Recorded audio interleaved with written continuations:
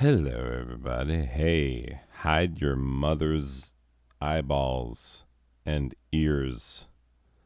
Neither let her see nor hear what is about to take place. Oh, no, no.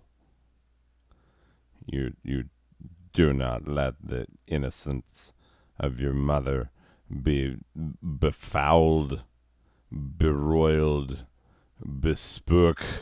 No, way, that doesn't make any sense there. Um, Made worsened by the terribleness of the infinite regression. Oh, you thought I was going to say by like how bad my show is going to be? Oh, you naughty dingus. You're really being mean to me. You know that.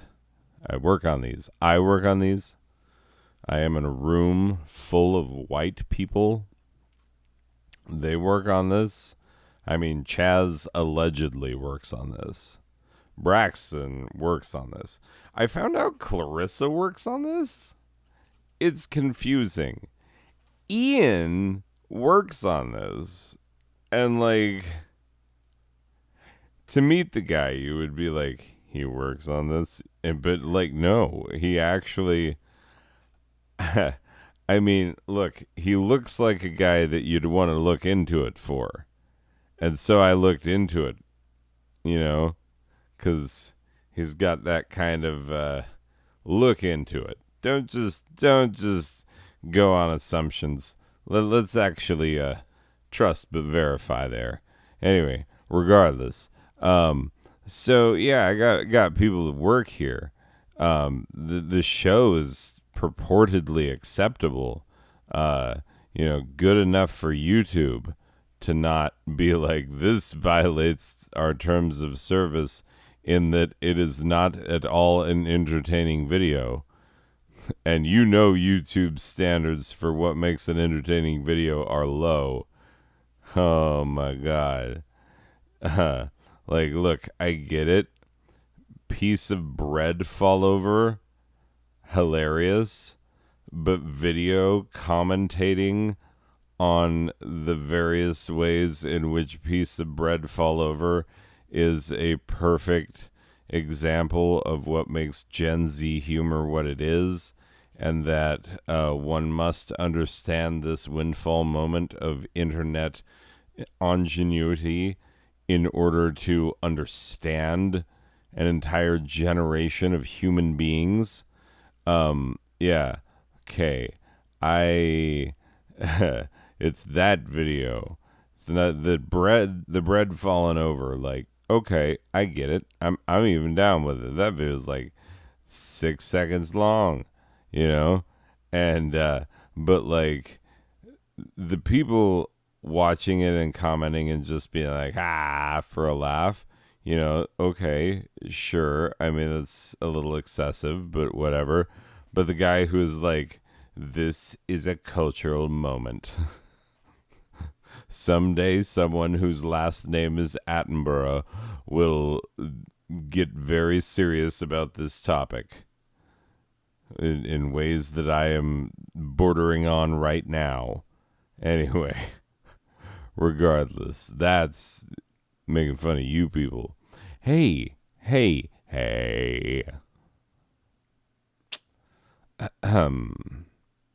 I'm almost tempted. An Axl Rose impression. You know how things are always started with Axl Rose impressions. Yes, weekend typhoon. Hey, yeah. It's funny because that's a fairly accurate. It's like, wow, you were like a big singer. Like, people knew you by name and were like, that's our guy. Like, circa late 1980s, early 1990s, and it was early 1990s when you were really getting into the hey, like, uh, you did it, and we were like, that is what good sounds like. That is what we like. Will you please take our hard-earned monies? Have them.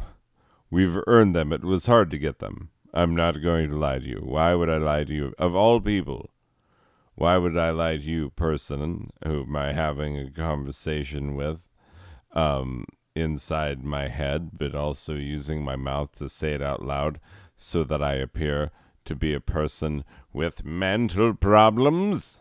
Anyway, hey, I'm one of those. To the surprise of no one. To the surprise of no one. You hear that sound? That's the sound of me watching this tomorrow and realizing that I am the only one who will have seen it and will have been the only person to appreciate what I'm doing right now, which is recording it, the thing that I'll watch tomorrow. You having a good day, bud? Hope so. Hope I didn't keep you up too late. You know what I'm saying? Anyway. Okay. Plain Fane, Volume 17 of the Weekend Type Fun. Oh, goodness, we can't even truly properly begin without heading it over to our man Stanley. Stanley over here is he's the one who does the voice, you know, the one beginning of the episodes. Can't believe we've never called him out by name before. We've talked at him because he comes in like a slovenly drunkard, to be honest. Stan, I know that you're on like the 14th step or whatever, but like we still all remember you asked for our forgiveness, which we gave, but you cannot ask for our forgetitude. Anyway, Stan, in so many times past, your apparent rampant alcoholism has caused you to refuse to just say the thing on the first time that we ask you. Do you want to show us that you can do it on the first time we ask you? Because, I mean, you know, 14th step, what you got all them little colored chips for. Okay, here we go. It's your turn, bud.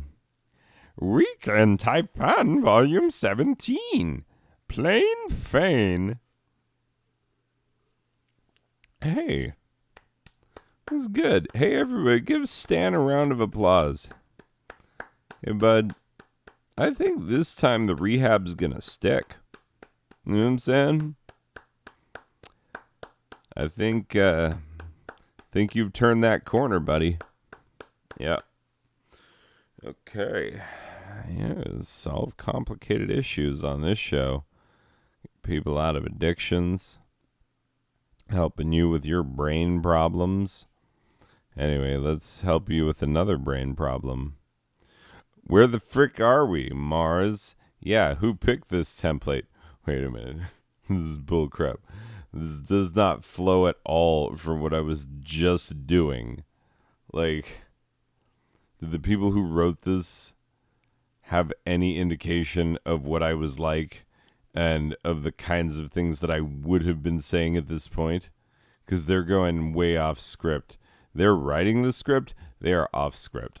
Chaz, do we have in the budget some way to, like, I don't know, physically punish these two? No, there's two of them. And they're, like, complaining about everything, and they're doing it in the slides while I'm trying to perform. I'm trying to perform so that we can send our fan to bed. That's hilarious. Like, I am performing this show, and I'm trying to get it done before too late. Why? Well, because we only have one fan, and we need to get that person to bed so that they can watch this tomorrow. Oh, interesting. Well, who's our one fan? It's me, the person making this thing. Yes. It's the circle of life, and it moves us all. Anyway, regardless, So yes, I did do whatever. I'm not even going to read those words. People who wrote them aren't owed the dignity of such a response. Okay, play the Dingus theme song, Dingus. Play the Dingus theme. It's not a Dingus theme. It is a great theme, and we all love it. And it's always been great. It's been a great theme since the very first episode of this that we ever did. Wait, hey, whoa, Winston. Winston Salem Cup of Indianapolis 500s. Could you please start from the beginning? This has always been the theme song. This has always been the theme. This has always been the theme song. This has always been the theme.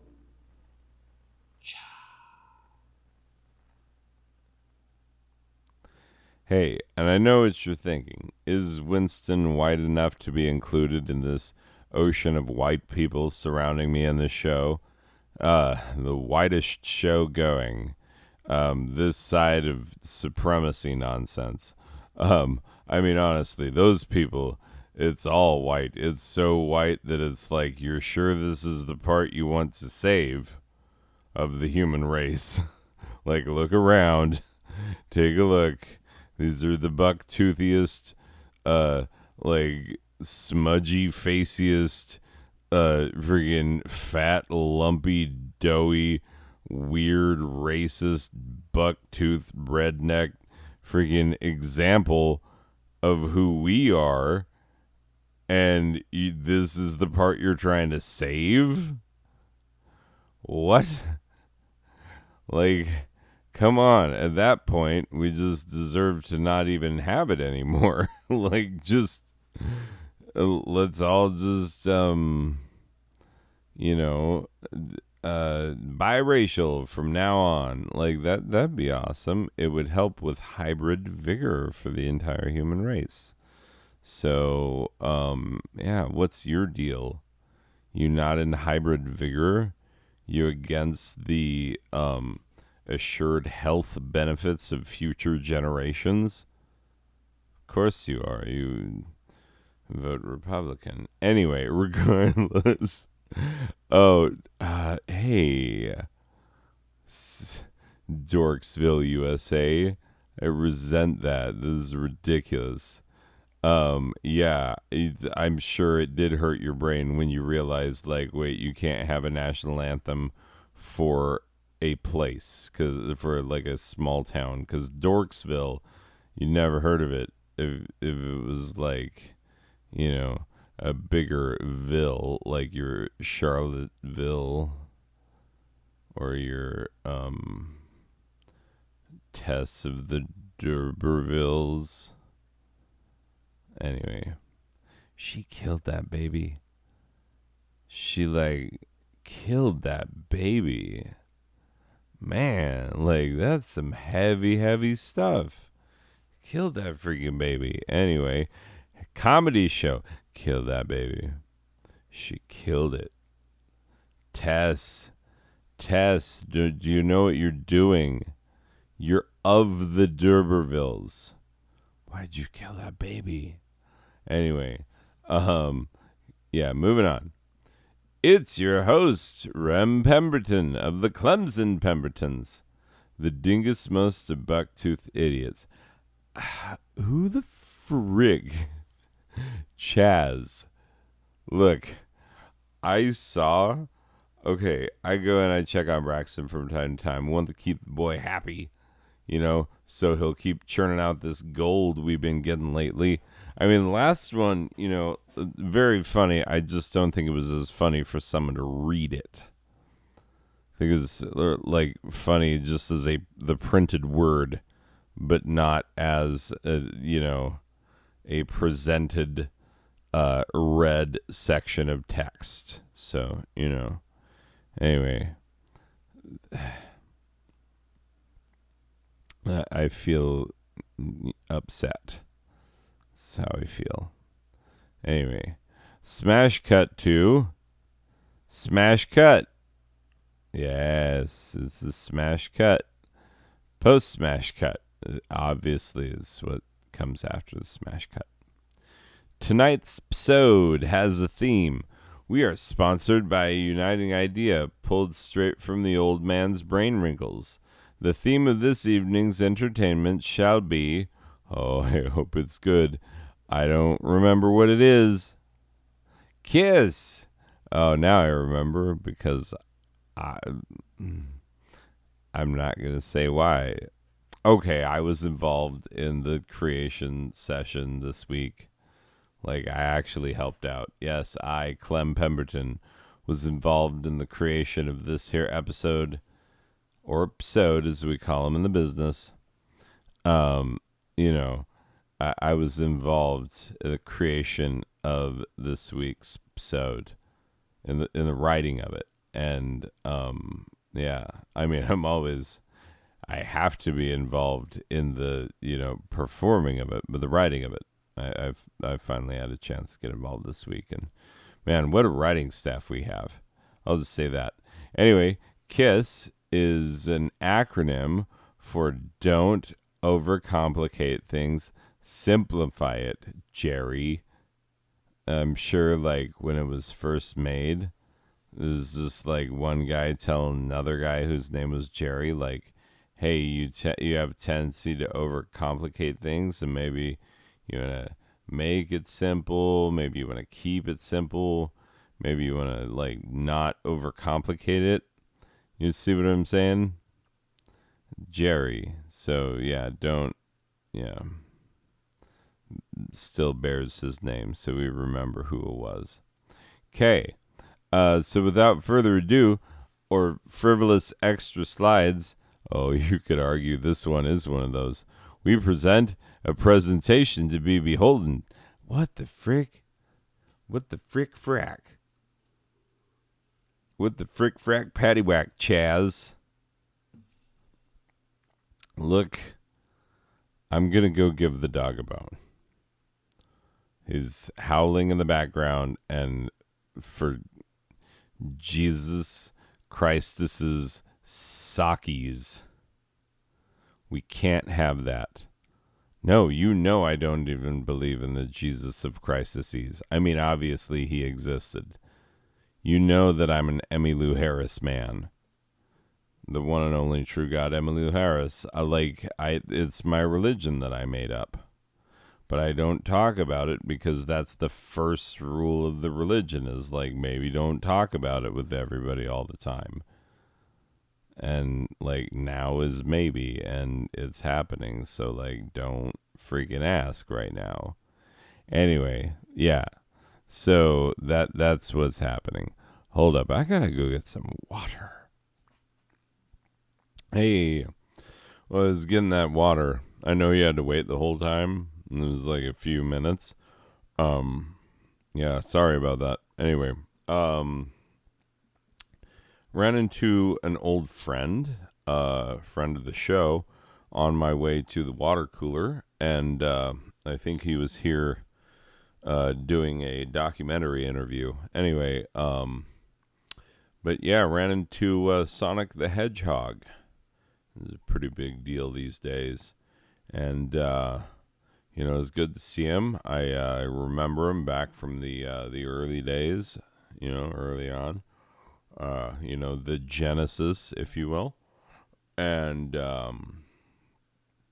anyway, he said things are going well. Those of you who might have been worried about him, said things are going well. He just got off the press junket, the press tour for, what is it now?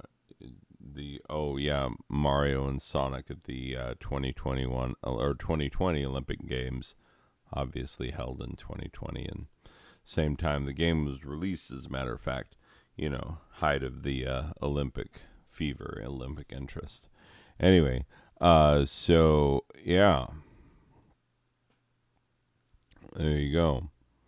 But that's where Sonic has been, and he said he's gonna make some interesting appearances.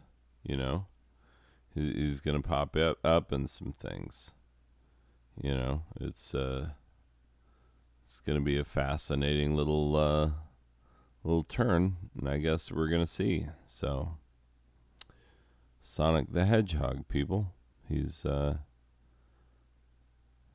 he's guy. I mean, could you imagine if they made a major motion picture about that guy in his life? Couldn't imagine that. Hollywood's not that crazy. Throw that kind of money around. Anyway, um, okay. A site created with a metacognitive predetermination in its visual appearance. Ah, yes. Smash cut. Tell them. Oh no. I I remember what I've written here, and let me make apologies all around. But I need to tell you about that time when I fondled an artificial scrotum and it made me less hungry for mashed potatoes. Thank you very much. Anyway, so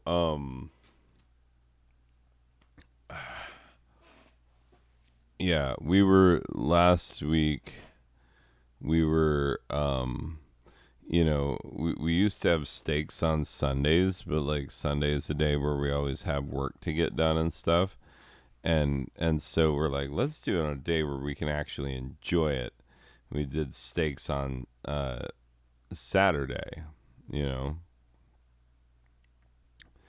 And then I made the mashed potatoes, which if you are putzing around too much with mashed potatoes using ingredients other than salt, pepper, butter, little tiny bit of milk, and mash, and that's it. If you're using anything other than that, then you're wrong and you're ruining the potatoes. Like, I'm sorry to bring this to you, but it is true. Anyway, uh, potatoes, they gotta be good. And oh, you can get the frick out if you're coming at me with, like, I got potato pearls. They taste just like regular mashed potatoes. You won't be able to tell the difference. I can tell the freaking difference. I could tell it texturally. I could tell it taste wise. I could tell it from one is good and yes, I would have more of that, please. And the other is nasty and I will punch who made me eat it. Like those are the very different responses to something that purportedly is exactly the same. You know? So, yeah. And potato flakes, you can't even step, like, you ain't, like, you ain't close enough to a potato for you to even, like, show up. You're only coming along because potato pearls are like, hey, we're family, you're coming with. They're talking about potatoes, we belong. And like, you show up here and I'm like, the frig are you doing? Pearls and flakes, you ain't even part of the conversation. Like, I still gotta worry about people using seasonings other than salt and pepper in their mashed potatoes, and I need to find them and I need to stop them. I don't have time to, anyway, regardless. So yeah, I made mashed potatoes. I did only the ingredients that are appropriate unto our Lord, and and then yeah, I had the mashed potatoes with the steak. Everything was delicious. It was an incredible meal. Loved it very much. The steak was a London broil, but it actually, like, it was really thick, nice and thick, and like reasonably marbled. But like the cook on it, it just it seared the juices inside, and it like from a texture and a flavor standpoint, it tasted like something much more marbled and delicious than it even was. Man, that steak was good. Uh, Sorry if you're vegan, but like, you know, if a cow's gonna die for my sins, then I owe him. I owe him a good. I owes fleshly bits, a good seasoning, if nothing else. Like, we ain't gonna let him go to waste. We're gonna take the best bits of him and make a meal of it. You know what I'm saying? Anyway, so sorry, vegans. Life is hard. You would know this if you weren't vegans. Anyway, regardless, I don't know who I'm coming after or why. But yeah, so we had leftover potatoes after this meal, and my wife put them in a plastic bag rather than hunt down a Tupperware or something. Just put it in a plastic bag. It's fine. It makes it fit in the fridge easy. You just chuck it in there.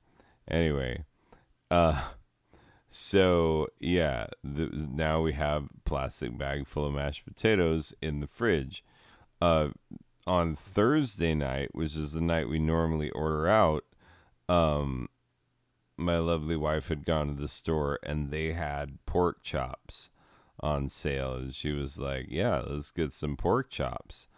And then she like, guess what seasonings? Salt and pepper only. Put salt and pepper on these pork chops. The key is a lot of pepper, by the way. Anyway, and yeah, and then slap them puppies on our smoker grill, smoke grilled them up, and yeah, they were so good. But then my lovely wife remembered, like, oh, we have these potatoes, so she takes the plastic bag, puts the plastic bag in the microwave, and in order to tell, like, is it still hot, is it still not, she's mushing bits of the plastic bag around because there will be cold spots, for microwaving. So she's like mushing, like gushing the mashed potatoes around inside the bag. And then she brings it to me and she's like, does that feel done? And so my hand like goes up as I'm looking the other way and I'm talking with my daughter at the time this begins. And so all of a sudden I'm cupping the underside of a warm plastic bag full of mashed potatoes. And I'm just like, cuppity cup, cup, cup, as if it were like an artificial scrotum. And yeah, with great gentle care, I was like, this scrotum deserves some respect, and yeah, um, just respected that scrotum like an intimate, and anyway, uh, so yeah, like, you know, caught it, gave it a pat, helped it along its way. Yeah, you know, but my hand on a big old scrotum, and like, I'm not known for my scrot work. Shall we say? Let's just okay. Look, go to my go to my player bio. Look at my stats.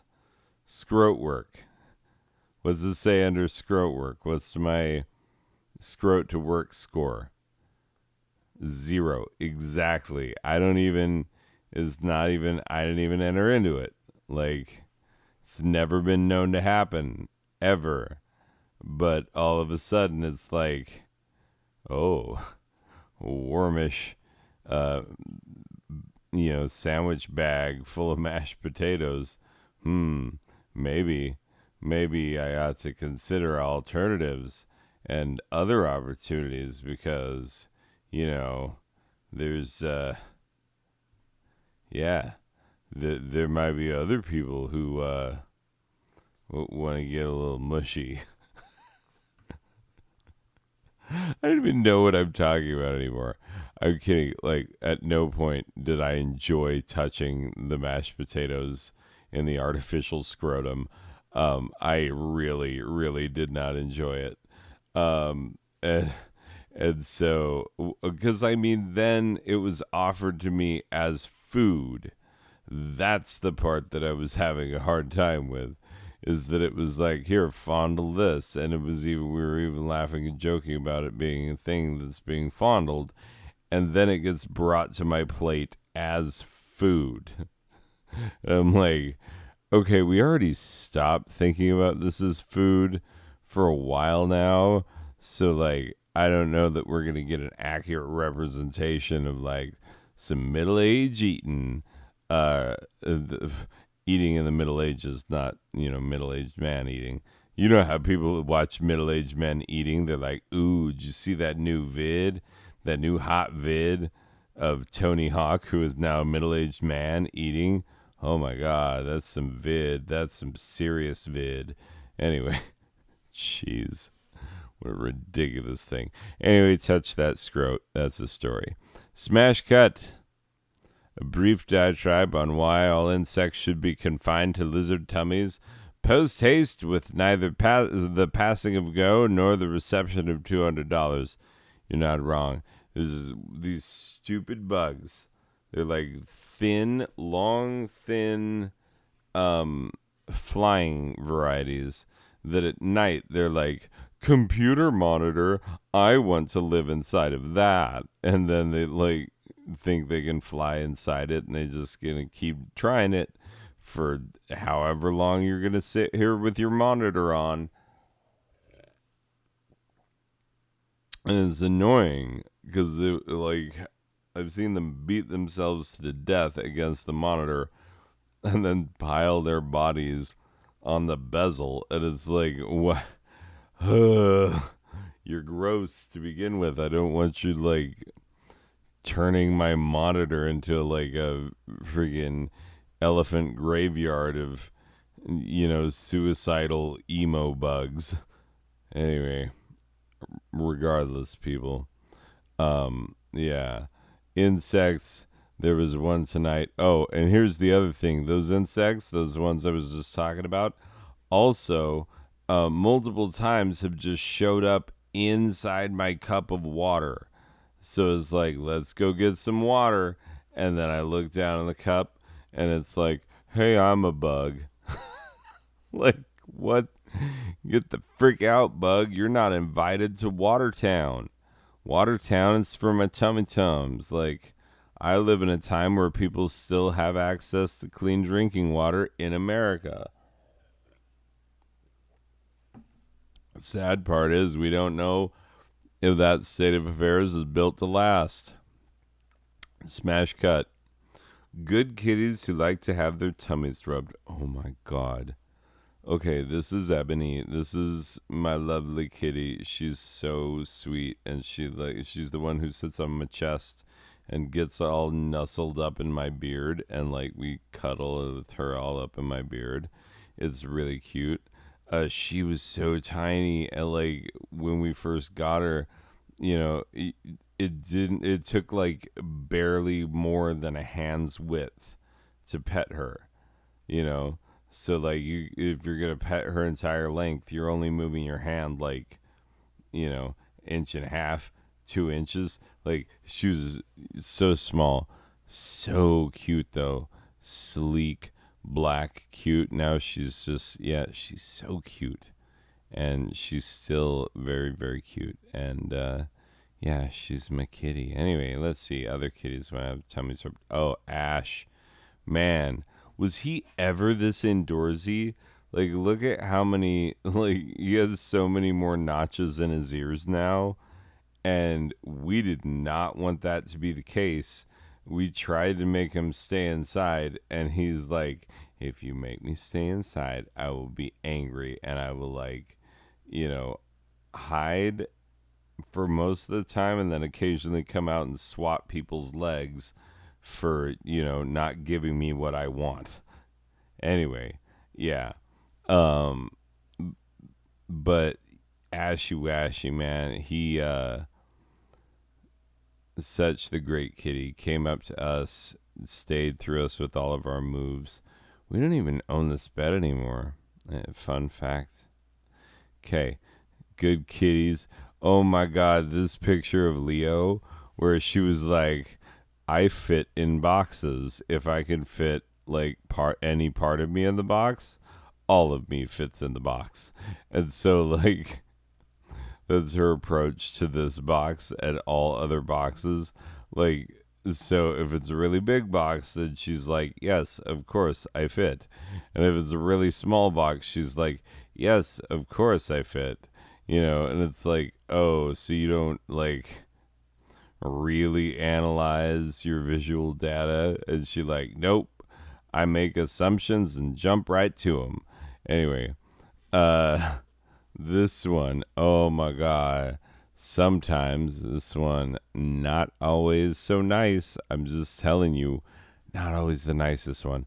But everybody loves this kitty because she's so cute. And so that makes them want to pet her. And then that's why she's like, will you leave me the freak alone?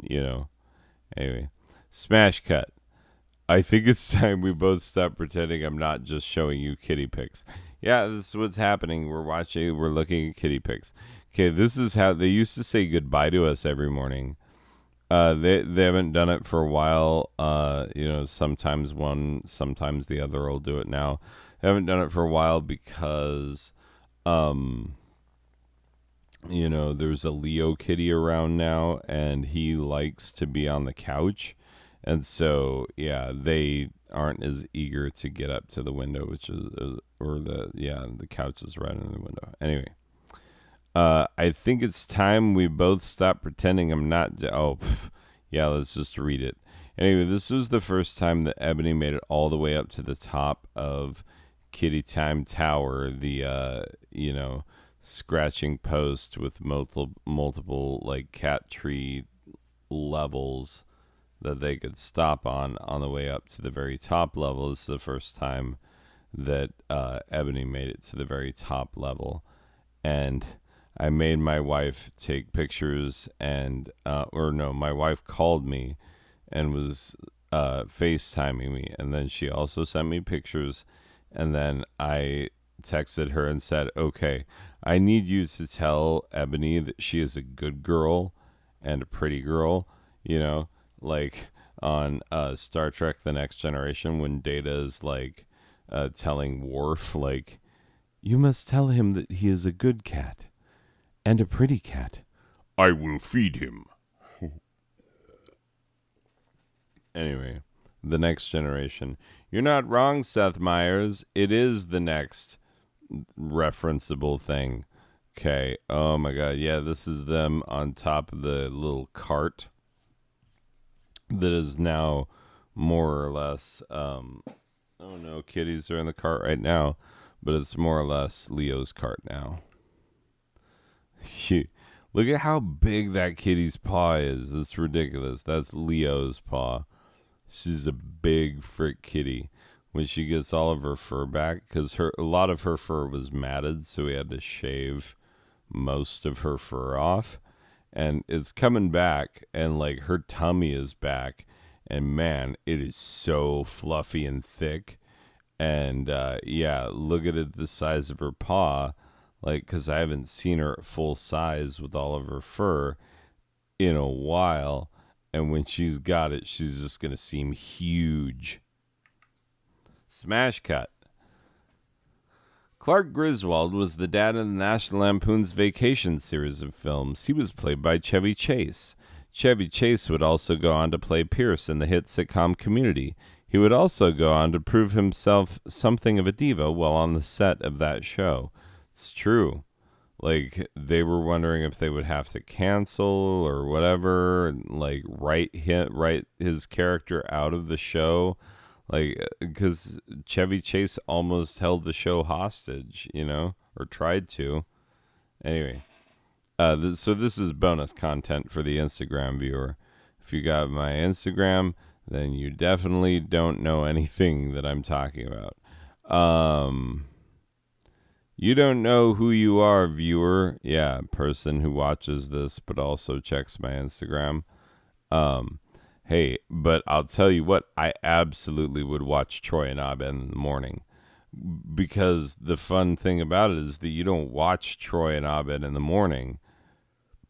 You go in the morning and watch Troy and Abed make Troy and Abed in the morning. You're watching them make it. You're not watching it. It's more meta than that, you know? Anyway, smash cut. An apology to the straight women of the world. Des excuses aux femmes hétéros du monde. I don't speak French. I do not speak French at all. Tu ne seras jamais une étoile de... Yeah. Obviously. And those of you who like are native French speakers, you're like, of course, you idiot. That's not what it sounds like at all. And those of you who like took a little French at some point, and that's all you know of French is that you like took a little, you're gonna read this and be like, oh, I get it. Nah, that's kind of clever. For real. Anyway, moving on. Smash cut. Oh, this escalator just got crunky. This is Dr. Funkenstein. Wakanda Forever. Smash cut. Wait, Wakanda Forever.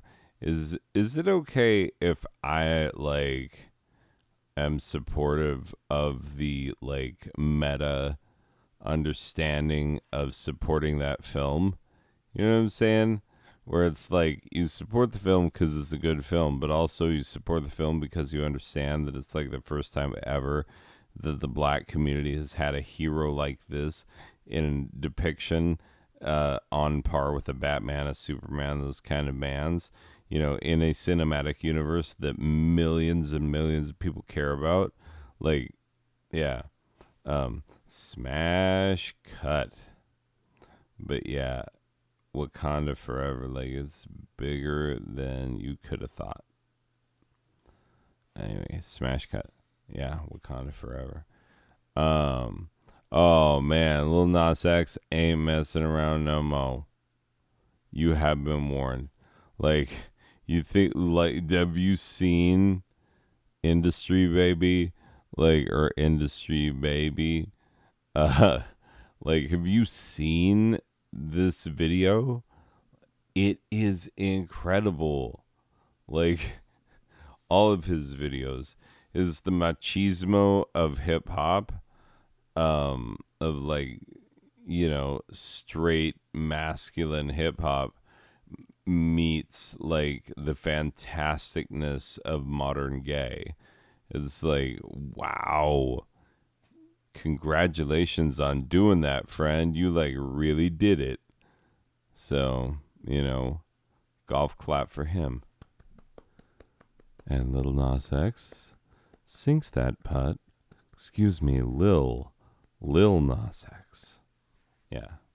All right. Smash cut. Oh, we're smash cutting a lot. Welcome to... Nah, I don't want to do this. Smash cut. Get the frick off of my lawn, whippersnappers. Yeah, you right. These kids today, swear to God, like the cell phones and the... All right, moving on. Smash cut. This has been all of the things that we do. You know, the ones where we were like, we get sponsored and it was like help to be paid for. You know who paid the Ignis and Gertrudina Buckhomer Foundation and viewers like you when we pester you and give you threaten to give you a friggin' the super itchiest, scratchiest, most recycled shopping bag. Bring your canvas bags, bring your itchy bags, Anyway, regardless, that's us. That's we got our logo on the side. Anyway, uh, Ralph Morgan's Extra Strangly Snakes, the Lonely Ass Librarians Guild, Grandpappy True Real's Foul Smelling Balms and Gruels, and the one and only True God. This program was have been direct. Oh no. This is the cheap knockoff Russian version of these closing slides. Oh, I don't even want to put up with this right now. Oh, that does not look like Braxton. That looks like the most Russian man ever. I've never seen a more Russian silhouette than that. Let's see. Oh, that's the Trollololo guy. What? A presentation of non-sober Badger Productions. You mind your business is our motto. Uh, a subsidiary of the company whose middle line you may never know about, and whose actual doings in the business are the subject of great secrecy, like Lawful Asset Holdings Incorporated. Is part of a such a vague name for an organization that they must be evil. They just have to be evil. How could they be good? The Blaine Group. Yeah. You talk like that, you have a really short name. Oh my god. You're scary. You got some you don't just have skeletons in the closet, you got full on bodies in there. Anyway. And communism. Not dead yet, suckers. Um, oh, they want that national anthem. We'll play it.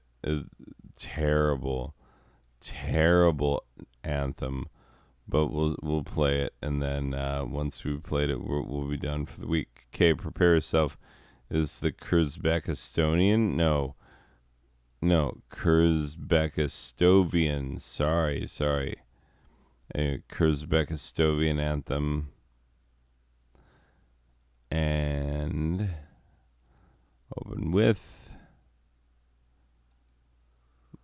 Svolash pistec Huey Mudok Gandanzo hands on hearts, people. Yibat Gogna Bliat. Oh shit. I I, I love that it ends on the bliat, because it just that's the sound of like a low, rumbly fart that you hope you don't have to explain when you get out the building, or get out of the restroom. Anyway, all right, people, that is it for this one. We survived. Don't know how, but we will be back next week with the case of the missing monkey. Just kidding. That's not the. We don't have a title for the episode yet. We haven't even written anything for it, but we will eventually. Okay, that's it, people. Hope you have a lovely one. We'll see you in the next one. Okay, bye.